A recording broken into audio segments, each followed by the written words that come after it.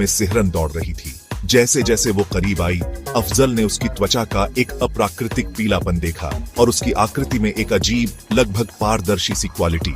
दहशत ने अफजल के दिल को जकड़ लिया। ये कोई आम औरत नहीं थी, ये एक चुड़ैल थी, रात का एक जीव, जो अनजान आदमियों को अपनी मौत के लिए फुसलाने के लिए जानी जाती है। उसने गांव में ऐसी चुड़ैलों के बारे में फुसफुसाते हुए सुना था, कहानियां जो बुरी आत्माओं को दूर भगाने के लिए चटकती आग के चारों ओर सुनाई जाती थीं। डर के मारे हांफते हुए अफजल अपने ख्यालों से बाहर आया। वो लड़खड़ा कर पीछे हटा, अपना कुदाल गिरा दिया। उसकी आंखें डर से फैली हुई थीं। वो मुड़ा और भागा। उसका दिल धड़क रहा था। चुड़ैल की हंसी उसके कानों में गूंज रही थी। वो एकमात्र ऐसी जगह की तरफ भागा जो उसे सुरक्षित लग रही थी, गांव का कब्रिस्तान।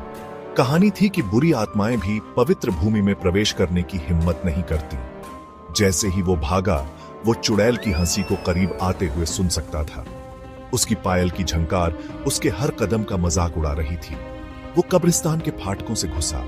उसके फेफड़े जल रहे थे, उसके पैर आराम के लिए चीख रहे थे। वो गांव के बुजुर्ग की कब्र के पास गिर पड़ा। उसकी सांसें तेजी से चल रही थी। चुड़ैल फाटक पर दिखाई दी। उसकी आंखें एक भयानक रोशनी से जल रही थी। वो दहलीज पार नहीं कर पा रही थी, एक अदृश्य शक्ति द्वारा रोकी जा रही थी। तभी नमाज की पहली अजान रात के सन्नाटे में गूंजी। आवाज ने चुड़ैल को कमजोर कर दिया। उसकी आकृति टिमटिमाई, उसकी हंसी निराशा के विलाप में बदल गई और वो हवा में गायब हो गई। अजान जारी रही। उसकी पवित्र धुन उस डर और आतंक को धो रही थी जिसने रात को जकड़ लिया था। अफजल कब्र के पास कांपता हुआ पड़ा रहा।